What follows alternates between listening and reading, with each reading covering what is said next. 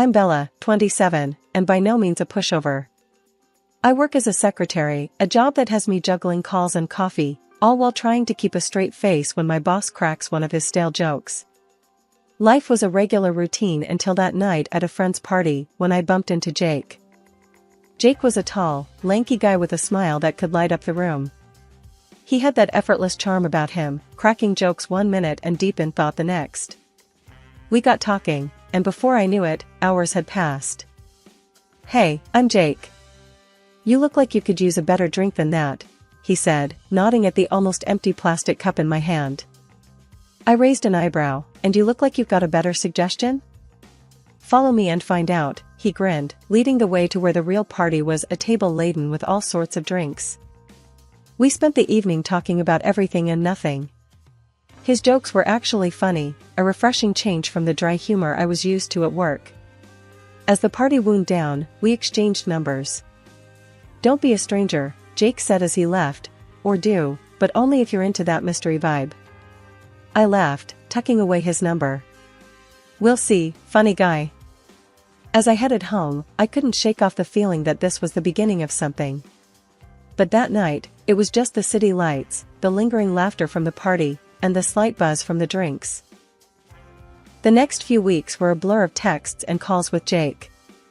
He was like a breath of fresh air, always popping up with a joke or a plan to meet up. It was hard not to get swept up in his energy. Then came the day he invited me over to his place.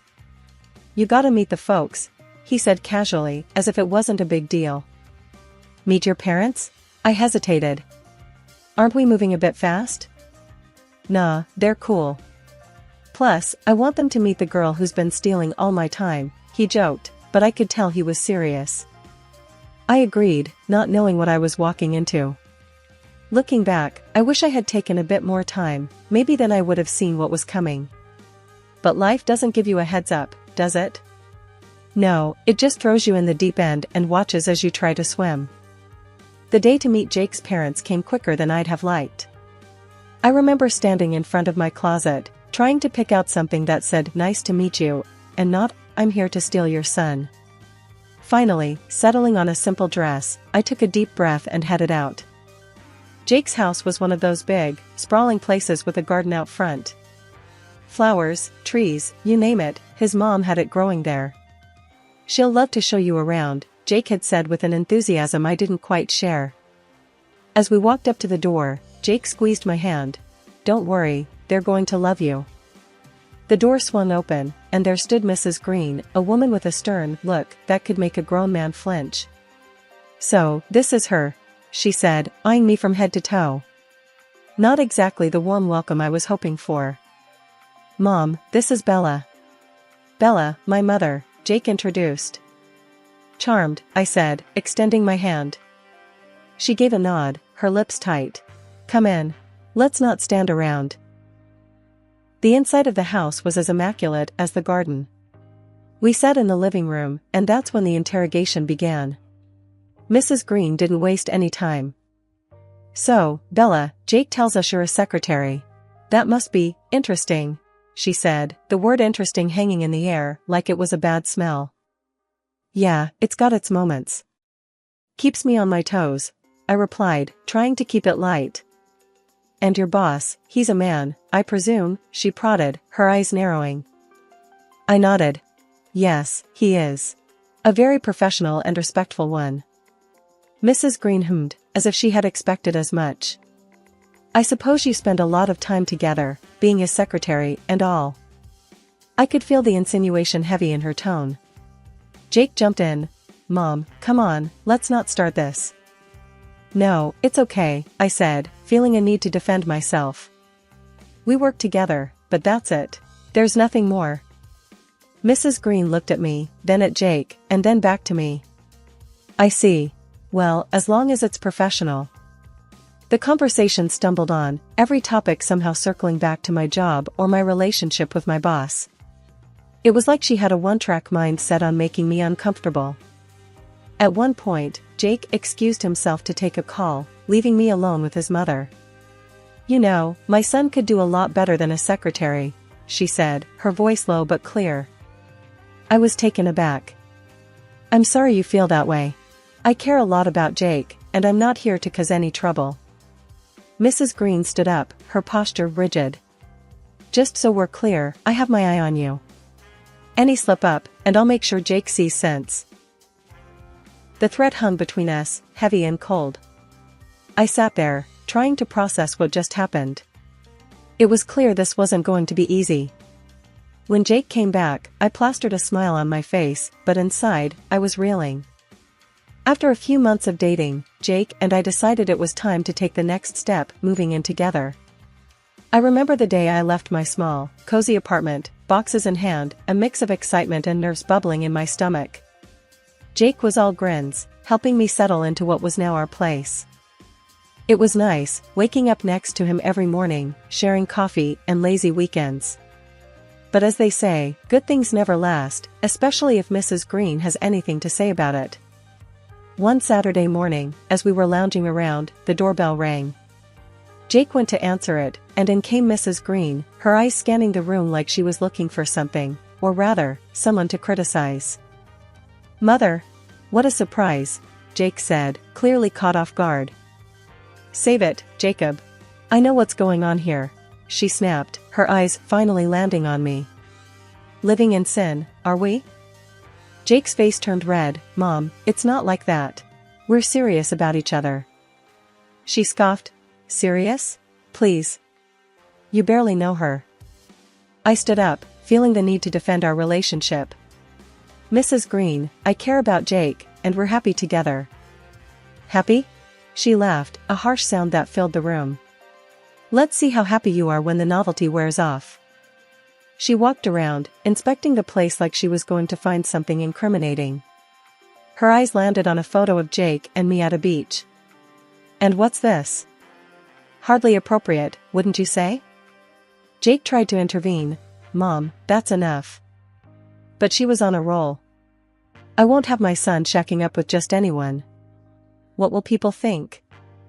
I could feel the anger rising in me. "We're not hurting anyone. We're adults, making our own decisions." Mrs. Green turned to me, her gaze sharp. "You may have fooled my son, but you don't fool me. I see right through you." The argument escalated from there, voices raised, words thrown like punches. In the end, Mrs. Green left, but not before declaring, "This isn't over." Her visit left a sour taste, the tension hanging between Jake and me. We tried to brush it off, go about our day, but it wasn't the same. Her words echoed in the back of my mind, a constant reminder of the disapproval looming over us. As days turned into weeks, the strain grew. Small arguments became regular, each one chipping away at the happiness we had built. I couldn't shake the feeling that Mrs. Green was somewhere out there, smirking, pleased with the chaos she had sown. One night, I worked late. The project was a beast, and everyone had left except me and my boss, who was in his office doing who knows what. "Bella, you still here?" my boss called out as he finally emerged. "Yeah, just finishing up this report," I replied, stretching my arms. "Late night, huh? Let me drive you home." "It's not safe this late," he offered. I was tired, the thought of waiting for a bus wasn't appealing, so I agreed. We walked to his car, making small talk about the day. It was all very normal until we pulled up to my place. "Thanks for the ride," I said, reaching for the door. "No problem, Bella. See you tomorrow," he replied with a tired smile. As I got out of the car, I didn't notice Jake standing there, his face a mix of anger and hurt. I realized too late as he stormed towards me. "Bella, what the hell is this?" Jake shouted, his eyes darting from me to my boss driving away. "It's not what it looks like, Jake. He was just giving me a ride home," I tried to explain. "A ride home? At this hour? With him?" He was fuming, not listening to a word I said. "Jake, please, you're overreacting. It's late, I was alone at the office, and he offered to drive me. That's all," I pleaded. "All, huh? And I'm supposed to believe that?" His voice was loud, attracting a few glances from neighbors. "I'm telling you the truth. Why won't you believe me?" My voice cracked, the frustration and hurt bubbling up. "Because I know men like him. And you, out late, with your boss? It's not right, he accused. Jake, you're being ridiculous. Nothing is going on. I love you, I said, my voice firm. He scoffed. Yeah? Well, it sure doesn't look like it. The argument went back and forth, each accusation more hurtful than the last. Eventually, he stormed off, leaving me standing there, alone and bewildered. I grabbed a few essentials and headed back to my old place. The night was quiet, but my mind was a loud mess of thoughts and worries. I couldn't believe a simple act of kindness from my boss would lead to this. No sooner had I settled into my old, now strangely unfamiliar bed, the phone rang. It was Mrs. Green. Her voice oozed satisfaction. Well, Bella, seems like you've moved back. Can't say I'm surprised. I knew it was only a matter of time. Her laughter was cold, ringing in my ears long after I had hung up. I lay there, the weight of her words pressing down on me. I realized then that this was far from over. Her glee at my predicament was just another reminder of the uphill battle I was facing, not just with Jake, but with his entire family. And as I drifted into a restless sleep, I couldn't shake the feeling of dread for what was yet to come. Life was quiet after the big blowout with Jake. I kept to myself, trying to mend the pieces of my bruised heart. Days turned into weeks, and just as I started to feel a bit like my old self again, life decided to throw me another curveball. I found out I was pregnant. I remember sitting in my bathroom, staring at the positive test. A mix of emotions flooded through me: fear, excitement, but mostly a deep, nagging worry about how Jake would react. I debated telling him, going back and forth in my mind, but eventually, I decided against it. I would raise this child on my own. But secrets have a way of coming out, and this one was no different. Jake found out. I still don't know how, but one day, there he was, standing at my door, looking as shocked and scared as I felt. Bella, is it true? Are we going to have a baby? He stammered, his face pale. I nodded, unable to form words. The silence stretched between us, heavy and awkward. Why didn't you tell me, Bella? Why? He finally managed, his voice a mix of hurt and anger. I was scared, Jake. Scared of how you'd react, scared of doing this all alone, I confessed, the words tumbling out. He ran a hand through his hair, a gesture of frustration I knew all too well. We should have talked about it. It's not just your decision, Bella. I knew he was right, but at the moment, it didn't seem that simple. I know, and I'm sorry. I didn't know what to do. We talked for hours, going in circles, the same arguments, the same fears. But as the night wore on, something shifted. We started to see not just the challenges, but the possibilities.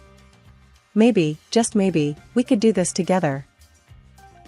In a decision that surprised both of us, we agreed to start over.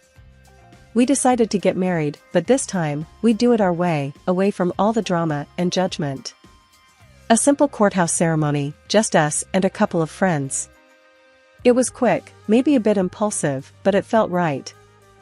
The day we got married was nothing like I'd ever imagined. No fancy dress, no big party.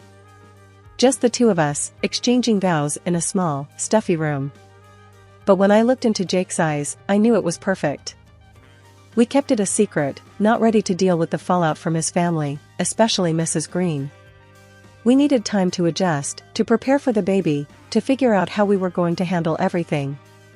It was our little bubble of happiness, fragile, but ours. Jake and I were living in our little world, trying to prepare for the baby's arrival. But we both knew we couldn't keep our secret forever. The day finally came when Jake decided it was time to tell his parents. We gotta do it, Bella. They need to know about the baby, about us, he insisted one morning, a determined look on his face. I was scared, to say the least. But what about your mom? You know she's gonna flip. He took my hands in his. I'll handle Mom. You just focus on you and the baby. So, we went to his parents' house. My heart was pounding as we walked up the driveway. The door opened, and there stood Mrs. Green, looking as stern as ever. Jacob, what are you doing here? And you brought her, she said, eyeing me with disdain. Mom, we've got something to tell you. It's important, Jake said, stepping in front of me slightly. She let us in, the curiosity clear on her face. We all sat down, the tension thick in the air. Jake took a deep breath and began. Mom, Dad, Bella, and I got married a few months back. And we're expecting a baby. There was a moment of stunned silence before Mrs. Green erupted. Married? A baby? How could you be so irresponsible? Mom, it's not like that. We love each other. We're happy, Jake tried to explain. Happy? Look at her. She's trapped you with this child, Mrs. Green accused, pointing a finger at me. I felt my face heat up. I didn't trap anyone. This baby is a blessing, not a trap. Don't talk back to me, girl. I know your type, she snapped. Jake stood up, his face red with anger. Enough, Mom. This is my life, my wife, my child. If you can't accept that, then maybe we don't need to be part of yours. The room fell silent, Mrs. Green's face red with anger, but there was a flicker of something else, maybe fear, maybe realization. Mr. Green, who had been silent till now, put a hand on her shoulder, a silent plea. She looked at him, then back at us, her face softening just a fraction. I need time to process this. We left shortly after, the air between us heavy but hopeful. As we drove away, Jake squeezed my hand. That went better than expected. I laughed, despite everything. Yeah, if you consider World War III better than expected. But it was out now, the truth. We were married, expecting a baby, and for better or worse, his family knew. It felt like a weight had been lifted, but at the same time, a new worry had settled in. How would Mrs. Green react once the news really sunk in? Would she come around, or would she be an ever-present thorn in our side? Only time would tell, but for now, we had each other, and that was enough. As we drove home, the sun setting in the distance, I felt a sense of peace. We were together, we were strong, and no matter what came our way, we'd face it together, as a family. A few weeks had passed since the big reveal to Jake's parents. Things were quiet, almost eerily so. Then, one afternoon, Mrs. Green showed up at our door, unannounced, with a homemade cake in hand. Bella, I baked this for you. A peace offering, let's say, she said, her voice softer than I'd ever heard it. I was taken aback, not sure what to make of this sudden gesture. Thanks, Mrs. Green. That's unexpected. She smiled, a bit too sweetly. Call me mother, dear. After all, we are family now.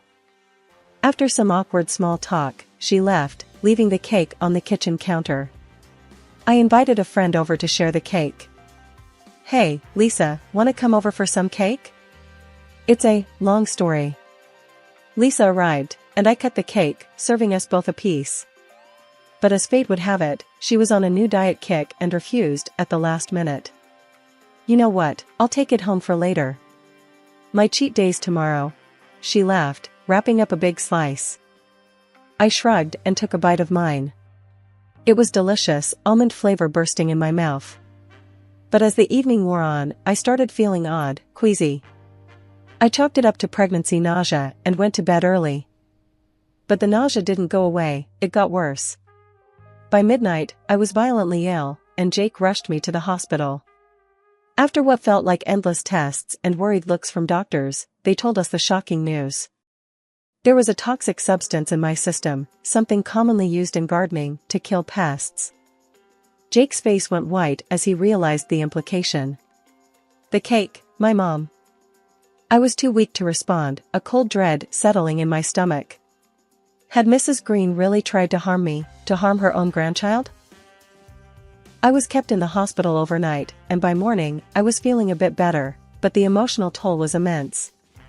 Jake was a mess, torn between worry for me and disbelief that his mother could do such a thing. We were talking on the phone about it, Jake's voice heavy with concern. We need to figure out what to do next, when suddenly the door to my room creaked open, and in walked Mrs. Green. I quickly muted the phone but didn't hang up, Jake still listening in. Bella, how are you feeling, dear? She asked, her voice dripping with faux concern. I looked at her, feeling a mix of anger and disbelief. "I'd been better," I said, coldly. She tooted. "Such a shame about the sickness." "And the baby?" "The baby is fine," I replied, watching her reaction closely. Her face faltered for just a moment, a flash of disappointment crossing her features. "Well, that's good to hear," she said, but the words felt hollow. Then, with a smirk, she added, "Of course, you have no proof of what caused your little incident." I made sure of that when I threw away the rest of that cake first thing this morning. My heart raced, Jake still on the line, hearing every word. She had just admitted to it, not realizing the call was still connected. As she turned to leave, I looked down at the phone, a plan forming in my mind. Mrs. Green might think she's covered her tracks, but she was wrong. We had her confession, and now it was time to make her face the consequences. After Mrs. Green left the hospital room, I called Lisa, who thankfully hadn't eaten her piece yet. She was horrified by the news, and agreed to bring the cake to the police as evidence. Then I dialed Jake again. "Jake, did you hear all that?" I asked, my voice barely above a whisper. "Yeah, every single word," he replied, anger seething through his tone. "I can't believe she'd go this far. I'm coming back to the hospital, and we're going to the police. We've got her now, Bella." By the time Jake arrived, I had managed to steady my nerves. Together, we went to the police station, the phone recording in hand. The officers listened intently, their expressions growing grimmer with every word Mrs. Green had unwittingly spilled. They assured us they would investigate immediately. The next few days were a blur of police visits, interviews, and a growing sense of dread about what was to come. Mrs. Green was brought in for questioning, and with the evidence stacked against her, she had no choice but to confess to her horrendous act. The news of her arrest spread quickly, and suddenly, the whole town was buzzing about the scandal. Jake stayed by my side through it all, his support unwavering. "I'm so sorry, Bella. I never thought she'd do something like this." "I know, Jake. But we're together in this, that's what matters," I reassured him, squeezing his hand. The trial date was set quickly, given the severity of the crime. Mrs. Green faced the judge, her usual stern demeanor replaced by a look of defeat. The evidence was undeniable, and she was found guilty of attempted poisoning. The sentence was harsh, but just, given the potential consequences of her actions. As we walked out of the courtroom, Jake and I both felt a strange mix of relief and sadness. It was over, but at such a cost. His mother, the woman who had raised him, was now behind bars because of her own twisted actions. We decided it was time to move on, to focus on the future and the arrival of our baby. The house felt quieter, the air lighter, as if a dark cloud had been lifted. Our friends and family rallied around us, their support a constant source of comfort. One evening, as we sat on the porch, Jake wrapped his arm around me. "We've been through hell, Bella, but we made it. I love you, and I can't wait to start this new chapter with our little one." I leaned into him, my head resting on his shoulder. "Me too, Jake. It's going to be a fresh start for all of us." The baby kicked, as if in agreement, and we both laughed. It was a sound of pure joy, a sign that despite everything, we were going to be okay. As the sun set, painting the sky in hues of pink and orange, I realized that justice had been served, not just in the courtroom, but in our lives too. We had been tested, pushed to our limits, but in the end, we emerged stronger, united, and ready to face whatever the future held.